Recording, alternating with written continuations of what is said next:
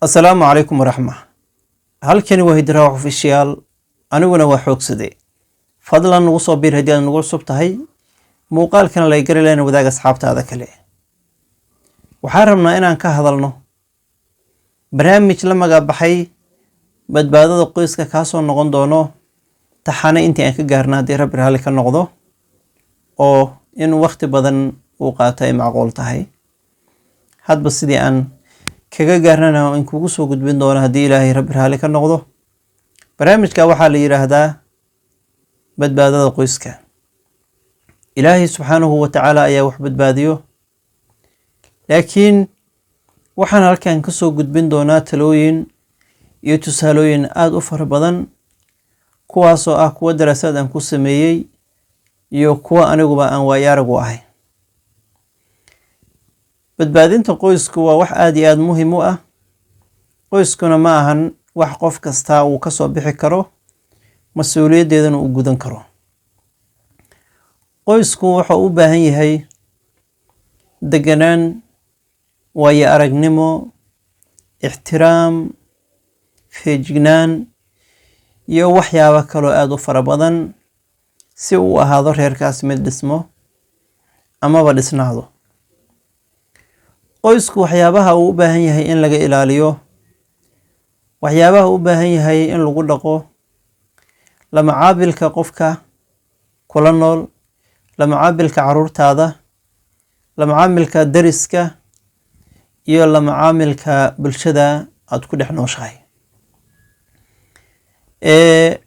iyo sidoo kale mas'uuliyaddu qofka ay saaran tahay, hooyada mas'uuliyadda ilmaha ka saaran, sidoo kale aabaha mas'uuliyadda ka saaran hooyada iyo ubadkeeda, mas'uuliyadda aabaha ka saaran dariska iyo bulshada uu ku dhex nool yahay. ilmaha iyo waxa looga baahan yahay ilmaha iyo sida ay u baahan yihiin in loo tarbiyeeyo. mowduucyadaas oo aad u fara badan ayaan kaga hadli doonaa haddii Rabbi raali ka noqdo barnaamijkan. barnaamijkan oo magaciisu uu yahay badbaadada qoyska. badbaadinta Ilaahay baa iska leh. reerka inuu dumo waa wax Ilaahay subxaanahu wa ta'ala xaggiisa ka yimaado, laakiin wax unbaa sababo isku dhaca labada qof ay badnaado, isfahan waa iyo waxyaabo fara badan ee soo kala dhex galo, sida in maaragtay dadka baxsan qoyskaas ay wax ku yeeshaan lagu yeeshaan oo talada qoyska wax ku go'aamiyaan. inta haddii aan kaga gudbo barnaamijkii waxyaabaha uu ka koobnaan doono, waxaan rabaa inaan qoys yara dul istaago macnihiisa iyo waxa uu yahay. qoys horta waa halka ay ka aas-aasanto bulsho.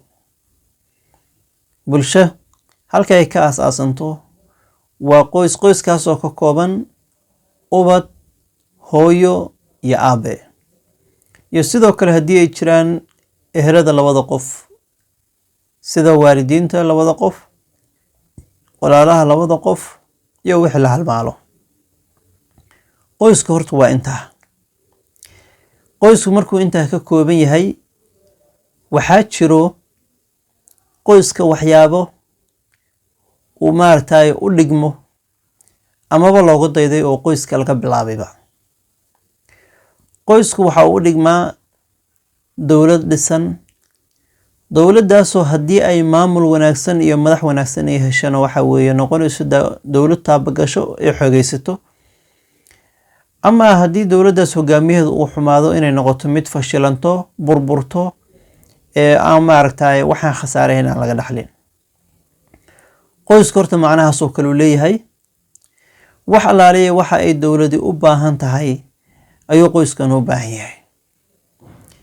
qoysku waxa uu yahay sida qofka ugu sarreeya ee aabbaha ah. haddii uu mas'uuliyaddiisa uu gabo, inuusan qoyskaasi ahayn mid sii taagnaan doono. hooyadana haddii kaalinteeda ay ka soo bixi weydo oo mas'uuliyadda aabbaha uu leeyahay midda ka hooseysa inay ayadu leedahay aysan ogaanin ay ka soo bixi weydana, qoyskaas waxa uu noqonayaa mid burbura. haddaba qoyska haddii uu kala mid yahay dowladdii iyo siday u shaqayn lahayd iyo systemkii dowladda, haddii asagana sidoo kale u baahan yahay, waxaa muhiim ah in maaragtay feejignaan aad u fara badan iyo ixtiraam ka feejignaan waxyaabaha soo dhexgeli karo iyo in badan ee ka fiirsasho ah in maaragta qof kasta ay xil ka saaran tahay. qoyska waxa uu yeelan karaa cadow, waxa uu yeelan karaa saaxiibo, waxa uu yeelan karaa dad iska caadi ah ee labadaas midnaba aan ahayn. qoyska waxa saaxiib u noqon karo ama cadow u noqon karo inta badan waa deriska iyo eheladiisa. ehla waxaa jirto aad iyo aad u xun ee kala geeya labada qof, amaba ha ka socdaan xagga ninka ama xagga gabadha ka socdaan, kuwa doonaba ha ka socdo.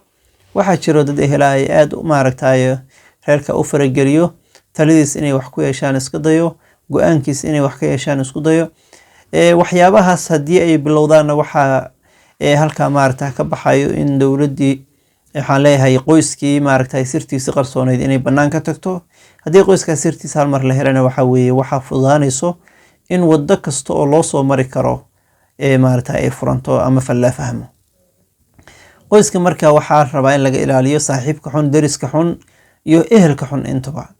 ehelka xun wixii idinka dhexeeya umbaad maaragtay la wadaagi kartaa amaad la sheergarayn kartaa. wixii asaga aan khuseynin iyo adiga ku kaasana haddii waxaa weeye taladeeda inuu wax ku yeesho waa wax aad looga fiican yahay. qoyska taladiisa waxa ay ka goodaa waa hooyada iyo aabaha reerku uu ka dhexeeyo. ayagaa go-aanka ugu dambeeya gaari karo hayo may ku doonaba ha noqdo. inay isfahmaan ayaga ku xiran tahay, inay kala tagaan ama isdilaan ayaga ku xiran tahay. wixii intaa ka baxsan ee qoyska lug ku yeelan karo waa labada waalid ee maaragtay hooyada iyo aabaha. kuwaana waxa weeye talo wanaagsan bay ku yeelan karaan. haddii talo xun ay ku yeeshaan waxay u baahan yihiin in si toosa looga qabto. qof kastana waxa weeye waxa uu mudan yahay waajibkiisa loo sheego. sidoo kale deriska xunna waxa weeye qoyska aad buu u saameeyaa. qoyska waxa aad u saameeyo deriska xun ee isu soo wareego. talooyinka ay siiyaan maaragtay dumarku markii ay saaxiibaan ee isu soo wareegaan waa ayaguna waxa weeye saameyn aad u fara badan bay guriga ku yeeshaan, iyo qoyskaas inuu burburo, in maaragtay dulan meesha uu ka dhasho oo hooyadii iyo aabihii reerka lahaa la isu diro. la yiraahdo maaragtay saan ma ahan, saan inay kugu habboonayd, gurigan in lagaa bedelo noocan uma qalantid, waxaa tahay gabar noocaas iyo noocaas ah, ninka maaragtay dhaqaale ka samee, ehelkeeda maaragtay ka noole. waxyaaba aan munaasab ahayn oo dhan in halkaa ay soo galaan. halkaana haddii waxa weeye labada qof ay ku kala irdhoobaan oo qofba qofka kale wax uusan awoodin uu dusha ka saaro, iyo maaragtay hadal joogta ayaan dhammaanayn. waxyaabahaas oo dhan marka waxaa looga nabadgeli karaa ama looga badbaadi karaa inaad iska ilaalisood ka feejignaato saaxiibka xun iyo deriska xun iyo ehelka xun intaba. qof kastana waxa uu kaa mudan yahay aad maaragtay waajibkeeda aad siiso. waxaa intaa dheer labada qof inay qofba qofka kale si gaara mas-uuliyad iskaga saaro. owlaadda idinka dhexaysana qof kasta mas-uuliyadda ka saaran uu ka soo baxo. haddii ay taladu qoyska ay ku koobnaato labada qof ee uu ka dhexeeyo reerka, inta badan waxay u badan tahay inuu hagaago qoyskaas, mid ismaqlo uu noqdo, mid aad u wanaagsan uu noqdo, lagana ilaaliyo inay soo dhex galaan ummado kale. caawa intaasan kusoo gabagabeynayaa barnaamijkeena horraac buu iska noqon doonaa. wixii hadda ka dambeeya umbaan maaragtay qodob dul istaagi doonaa haddii rabbi hal ka noqdo. haddana waxaan inkaga tegayaa wassalaamu calaykum waraxmatullaahi wabarakaatuh. waxaa inoo soo bilowday barnaamijkii la magacbaxay badbaadada qoyska, kaasoo aan kaga soo hadalnay qoys waxa uu yahay iyo waxyaabaha u baahan yahay qoyska in laga ilaaliyo, iyo waxyaabaha qoyska aas-aaska u ah. haddii rabbi raali ka noqdo caawa waxaan rabnaa inaan wax ka faahfaahino yaa mas-uul ah. mas-uuliyaddu waxa weeye waa wax ilaahay subxaanahu wa tacaala uu noo sheegay qofka reerka mas-uulka ah. laakiin inta badan waxaa jirto mas-uuliyad dare aad u fara badan oo ah qofkii loogu talagalay mas-uuliyadda koowaad ee qoyska inuu yeesho in uusan bixil iska saarin sida badan. waana waxyaabaha ugu badan ee maanta burburka horseeda iyo in guryo badan ay burburaan. mas-uuliyadda koowaad ee reerka waxaa iskale aabbaha. aabbahaasoo mas-uuliyaddii reerkaas ilaahay subxaanahu wa tacaala uu ku waajibiyey. mas-uuliyadda labaadna waxaa iskale hooyada. hooyadu waxay mas-uul ka tahay waxa uu ninkeeda ku ammaanaystay, ubadkeeda iyo gurigaas ilaahay subxaanahu wa tacaala uu ayada ku manaystay sida ay u dhaqan lahayd. mas-uuliyadda koowaad haddii aan u laabanno ee aabbahu uu leeyahay, aabbaha mas-uuliyadda uu leeyahay waxaa weeyaan tii ilaahay subxaanahu wa tacaala uu saaray oo ahayd nafaqaynta reerkiisa iyo ubadkiisa, sidoo kale ka ilaalinta xumaha iyo waxyaabaha aan danta ugu jirin qoyska, ka reebidda waxyaabaha fuxshiga ee aadka u xun ee reerkaas aakhiralaan u horseedi karo inuu ka hor istaago oo uu ka ilaaliyo, tarbiyada wanaagsan ee qoyskaas ee xilka ka saaran inuu had iyo jeer uu ku dadaalo, korinta ubadkiisa oo kaalinta koowaad asaga uu leeyahay uu ku dadaalo had iyo jeer in ay noqdaan kuwa wanaagsan ubadkiisa oo kaliya jirka uusan ka korin, xataa uu maskixiyan iyo caqliyan uu ka koriyo. waxaa kaloo mas-uuliyadda ay ka saaran tahay ooridiisa xalaasha ah ee had iyo jeer u baahan inuu waqti la qaato, ka farxiyo, u sheekeeyo, jaanis la qaato, waxyaabaha ay ku xun tahay oo asaga uu dareemayo inay ku xuntahay ama ay ku khaldan tahay uu ka dhiso, u sheega inaysan wax munaasaba aysan hayn, in ay yihiin waxyaaba ayada daciifnimo u keeni karo, dhan walba uu kala hadlo, in uu had iyo jeer uu kaga sheekeeyo waxyaabaha wanaagga ah, wixii ayagii labadooda isku fahmi lahaayeen oo horumarka leh, sidoo kale inuu farxaddeeda ku dadaalo had iyo jeer, waxyaabaha dhibayana uu ka ilaaliyo, qalbigeedana had iyo jeer uu ka ilaaliyo wax alaaliya wixii khushuuc gelin karo ama ay tuhunka qaadi karto. waxaa kaloo mas-uuliyaddu ka saaran yahay si gaar ah nafaqaynteeda inuu uga waramo ee waxa ilmaha ay loo qooshanayso aysan aysan ku filnaanin, ee si gaara uu ogaado nafaqaynteeda. waxay u baahan tahay waqtiyo gaar ee dalxiis la siiyo, ee waqti lala qaato, ee banaanka loo saaro, maqaaxiyaha la geeyo, markii guriga ku caajisto oo kaliya ilmaha ay ku daasho in waqti iyo jawi lasoo siiyo. mas-uuliyaddaas aabbaha iska leh, laakiin in badan waxaan ognahay mas-uuliyadda ayada ah inaanan wax xila iska saarin amaba aana qadarinba. badanaa waxaa jirto laba qof oo isku meel ku nool oo nin iyo xaaskiisa ah, in aysanba isfahansanayn, isdabeecad aqoonin, isdhaqan aqoonin, qofba qofka kale danta keliya ka dhexaysa uu kan kala fiirsado. waxyaabaha ugu badan ee reeraha inay burburaan keeno markii laga yimaado musiibooyin banaanka ka yimaado oo family problem waxyaabaha la yiraahdo, markii laga yimaado oo kuwaas haddii ay mar reer ku dhex galaan ay adag tahay inuu reerkaa dhismo. waxaa jira labada qof ee isla nool hadday si dhaba isku fahmaan, badanaa waxa u hagaagayo wax kasta oo wanaagsan oo hor u socod ah, oo tilaabaqaad ah, oo isfahan ah, oo kalgacayl ayaa u siyaadayo. labada qof marka maxay isu baran karaan? labada qof waxay isku baran karaan in qofba qofka kale waxa uu kaga duwan yahay uu isku dayo inuu isku soo dhawaadaan. dadku inta badan way kala dabeecad duwan yihiin, way kala dhaqan duwan yihiin, way kala farq weyn baa u dhexeeya labada qof. markii aad aragto farqiga labadiina idin dhexeeyo adiga ooridaada, waxaa la isku dayaa farqigaas yarka idin dhexeeyo oo ah dabeecadaas kala duwan idin dhexeyso in aad had iyo jeer ku dadaasho in aad midaysaan, oo qofba qofka kale waxyaabaha uu jecel yahay iyo waxyaabaha kan uu dhibsanayo in meel dhaxal iskugu yimaado. waxyaabaha uu qofkan jecel yahay badanaa sida dalxiisyada, sida meelaha qurqurxoon ee dooga leh, sida in outing la aado, banaanada la aado, waxyaabahaas haddii gabadhu ay jeceshahay waqti si yaro kooban kalaad ka jamac ka dhigto, bishii 2 jeer ka dhigto, ama 1 jeer, ama sanadkiiba haddaa rabto 2 jeer ka dhigto. waxyaabaha dumarku ay jecel yihiin ee dhaldhalaalka ah, ee dalxiiska ah, ee ka farxinta badanaa inaad ugu dadaasho, ee aadan dhihin waxaasaas maahan iyo hadii jir aadan ka horkeenin hadal qalafsan iyo waxyaaba aan munaasab ahayn. badanaa waxyaabaha labada qof isku fahmaan waxaa ka mid ah sheekooyinka gaarka ee waqtiga gaarka ay siiyaan, ee meelaha jawiga degan ay u baxaan, qofba qofka kale waxa weeye wixii qulubtiisa iyo qalbigiisa uu ku kaydin lahaa ayuu usoo bandhigayaa.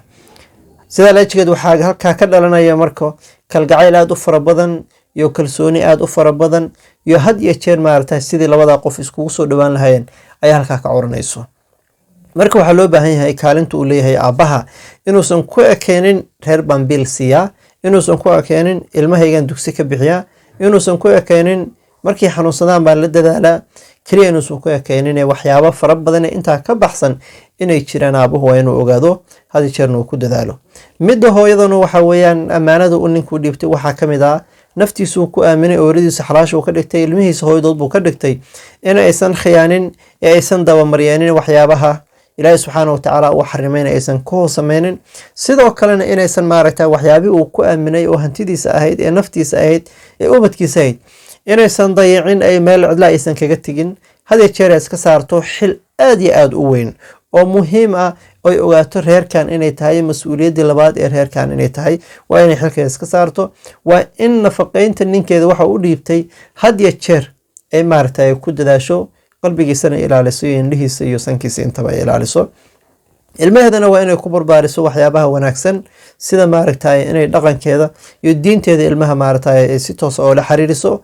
kaliya caruurta inay dugsi aadaan ama iskuul aadaan kuma noqdaan dad maaragta qalbiga iyo niyadda ka dhisan ee waxaa niyadda ka dhiso ilmaha ee qalbiga ka koriyo ee caqliga ka koriyo waxa weeyaan hooyada guriga joogto inay ilmaheeda waqti la qaadato, in inta badan maaragta nadaafadooda ku dadaasho, inay barato ama ay bartaba aan iraahday ay barto sida ay bulshada ula dhaqmi lahaayeen, in waxyaabaha bulshada dhexdeeda aan ku wanaagsaneyn ay ka ilaaliso had iyo jeer ay kala taliso, waxyaabaha ku wanaagsan bulshada dhexdeedana had iyo jeer maaragta ay u iftiimiso oo ay maaragta oga dhigto waqti joogtaa ee maaragta ay la qaadato ee ku tarbiyeyso waxyaabaha wanaaga.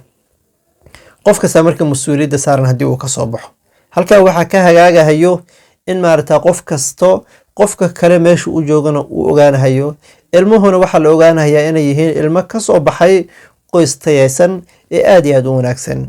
haddaba mas'uuliyaddaas ayada ah qof kasta waxa weeyaan waxa la rabaa inuu halkeeda dhigo. qof kastaana maaragta qofka kale uu ku qadariyo mas'uuliyadiisa uu kaga dambeeyo, kanna kan kale maaragta mas'uuliyadda uu kaga dambeeyo uu ku qadariyo. ilmuhuna maaragta inay waalidkooda ay wan raacaan oo ay maaragta u dhagnuglaadaan. taana waxaa sababi karo waa waalidiinta. intaasaan ku ekeenaynaa caawa. wabillahi towfiiq. wasalaamu calaykum waraxmatullaahi wabarakaatuh. waxaa inoo soo socday barnaamijkii taxanaha ahaa ee badbaadada qoyska. caawa waxaan ka warami doonaa kaalinta aabbuhu leeyahay. aabbaha kaalinta uu ku leeyahay bulshada ama qoyska waa kaalin aad iyo aad u sarreyso. mana fahmi kara aabba kasta ee waxa fahmi karo aabba ilaahay subxaanahu wa tacaala uu fahamsiiyey mas-uuliyadda saaran aabbanimada iyo waxyaabaha ku waajibay ee qoyskiisa uga baahan yahay. aabbuhu waa waayeelka guriga, waa qofka ilaahay subxaanahu wa tacaala xaqa uu ka saaray ubadkiisa iyo ooridiisa iyo ehelkiisa kaleba. aabbuhu waxaa looga baahan yahay had iyo jeer inuu u danqado qoyskiisa gaar ahaan ooridiisa iyo ilmihiisa. aabbuhu waa baraha guud ee guriga, waa macalinka naxariista, waa sidoo kale barbaariyaha akhlaaqda wanaagsan iyo la dhaqanka bulshada inteeda kale. aabbaha waxaa looga baahan yahay inuu fiiro dheer u lahaado ubadka uu korinayo akhlaaqdooda iyo wax bulshada ay dhex tegi doonaan. sidoo kale aabbaha waxaa looga baahan yahay ooridiisa xalaasha ilaahay subxaanahu wa tacaala uu ku manaystay ee ilmihiisa hooyadood ah inuu kula dhaqmo dhaqan wanaagsan ee aada u sarreeyo, kaasoo aan ka marnayn naxariis iyo ka warqabid gaar ah. inta badan aabbuhu waxa weeye wuxuu xil iska saaraa in uu maaragtay nafaqada kaliya uu ku dadaalo guriga, ilmaha iyo maaragtay biilkooda intaa uu la daala dhaco oo inta badan uusan xaggeedaba fiilin ooridiisa. ooridii waxaa loo baahan yahay in ay ka duwanaato ilmaha ay ayagu korinaysa iyo hooyada u tahay adiguna aad aabbaha u tahay. waa inay kaaga soconaataa xaquuqdeedana si gaar aad u ilaaliso iyo nafaqeynteedaba. ka warqabidda iyo mas-uuliyadda gaarka ah ee kaa saaran ooridaadu waa in aad ahaataan mid si toosa u guto, kaasoo aan ka naaqusin doonin ama aan ka naaqusinaynin sidii ilaahay subxaanahu wa tacaala ugu talagalay. aabbuhu waa barbaariyaha ugu wanaagsan ee soo saaro reer aada u qurux badan. haddaba marka aabba kasta waxaa looga baahan yahay inuu si gaara uga warqabo qoyskiisa iyo ooridiisa, ilmo wanaagsan ee bulshada markay soo dhexgalaan ka tilmaamana inuu soo saaro. haddaba waa kuma aabbaha intaas samayn karo? aabbaha intaas samayn karo waa aabbaha akhlaaqdiisu ay toosan tahay, diintiisu ay toosan tahay, dabcigiisa iyo bulshada dhaqankiisa ay toosan yihiin. intaa markuu ka hagaagsan yahay aabbuhu, gurigiisana waa uu wanaajinayaa. aabbuhu waxaa looga baahan yahay oo kale inuu wax allaaliyo wixii qoyska dhibaato u keeni karo uu ka hortago, ka ilaaliyo, ka feejignaado, dariskiisa sidii u wanaajin lahaa, ee maaragtay reerkiisa ay ahaan lahayn reer asaga gacantiisa ugu jiro oo dhibaato reerkaas ka timid aysan reer kala gudbin, oo dariska uu ka ilaaliyo.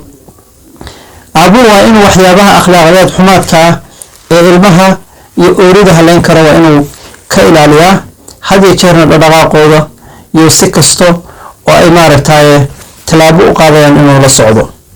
waa inuu ka tarbiyeeyaa diinteena xaniifka ah ee suuban, waa in ooridiisana uu kula dhaqmo diinteena suuban sida ay qabto.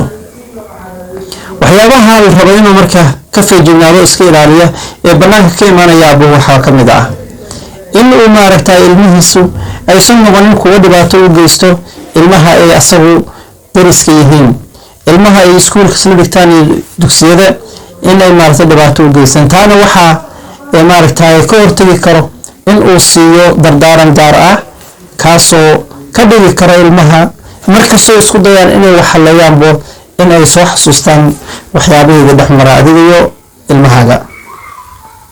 aabbuhu markii intaa laga helo oo dhaqankaas wanaagsan uu sameeyo oo reerkiisu uu wanaajiyo, ilmihiisu uu wanaajiyo, aabbaha wuxuu noqonayaa aabbo wanaagiisu u gudbo bulshada inteeda kale.